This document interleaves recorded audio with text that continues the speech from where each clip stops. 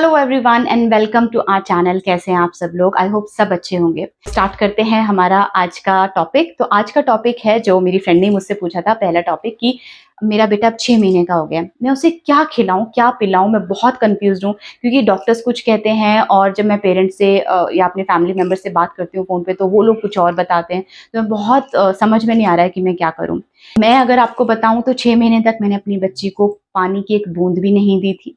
Doctors ने साफ मना किया था और जिससे मैं डरी भी रहती थी। तो मैं हमेशा सिर्फ और सिर्फ डॉक्टर की सुनती थी और कोई नाराज़ हो जाए तो हो जाए, लेकिन सिर्फ बाद में डॉक्टर की ही सुनती थी।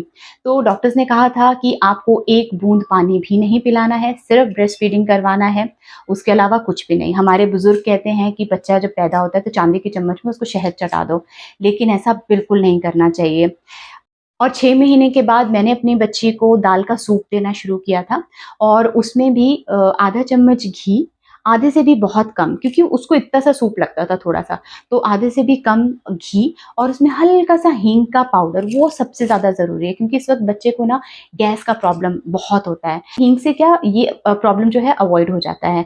बस उसमें आप सूप डाल दीजिए दाल का, जितना भी अच्छे से उसको पका लीजिए दाल को और उसका सिर्फ सूप डाल दीजिए और वो बच्चे को दीजिए। बच्चे को बहुत अच्छा लगता है। दिन में 2 बार आप उसे ये दीजिए। बाकी आप ब्रेस्ट फीडिंग तो करा ही रही हैं।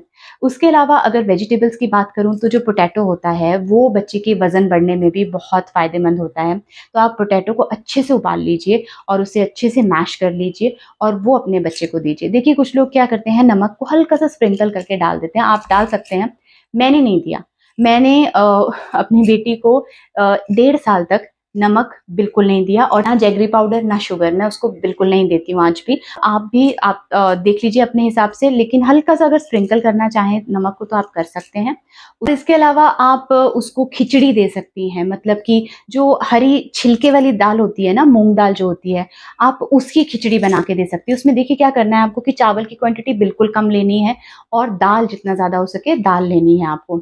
और हींग का छौंका लगाना मत भूलिएगा, वो बहुत इम्पोर्टेंट है। जैसा कि मैंने आपको बताया कि गैस का बहुत प्रॉब्लम होता है इस वक़्त बच्चों को। तो खिचड़ी आप उसको अच्छे से दे सकती हैं और वो भी उसमें पानी आप ज़्यादा डालिए ताकि वो अच्छे से गल जाए और अच्छे से मैश करके फिर आप अपने बच्चे को दे सकती हैं। उसके अलावा आपको अगर मैं फ्रूट्स की बात करूँ तो जितने भी सीज़नल फ्रूट्स हैं वो आप उसको दे सकते हैं अपने बच्चे को। जैसे बनाना हो गया, बनाना को अच्छे से मैश करके दे दीजिए और आप प्यूरी बना सकते हैं, आप वाटरमेलन दे सकते हैं, आप एप्पल प्यूरी बना सकते हैं, तो ये सब आप उसे दे सकते हैं।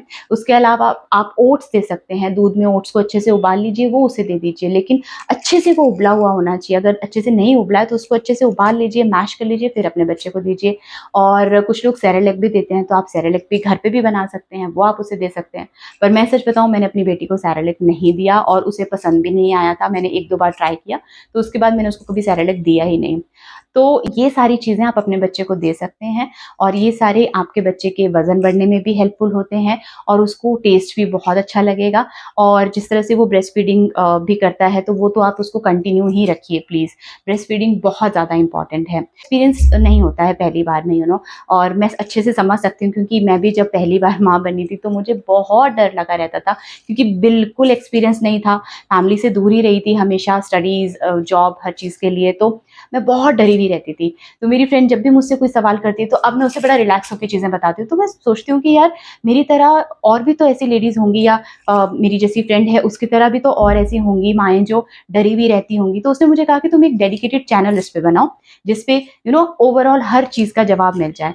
तो मैं आप लोगों से यही कहूँगी कि अगर आपका बेबी अभी छोटा है, और मैं अपनी जर्नी से ही आपको अपने सारे एक्सपीरियंसेस शेयर करूँगी, तो अगर आपको ये चैनल पसंद आए तो इसे सब्सक्राइब कर दीजिएगा, लाइक कर दीजिएगा और बेल आइकन का बटन दबाना मत भूलिएगा ताकि आपको मेरे हर वीडियो की जो अपडेट है वो मिलती रहे। आई होप आप लोगों के लिए ये वीडियो हेल्पफुल रहा हो। मैं आप लोगों के लिए थोड़ी भी अगर हेल्प कर पाऊँ तो मुझे बहुत खुशी होगी। मैं आप लोगों से मिलती हूँ किसी नेक्स्ट टॉपिक पर, नेक्स्ट वीडियो में। तब तक के लिए bye bye and take care.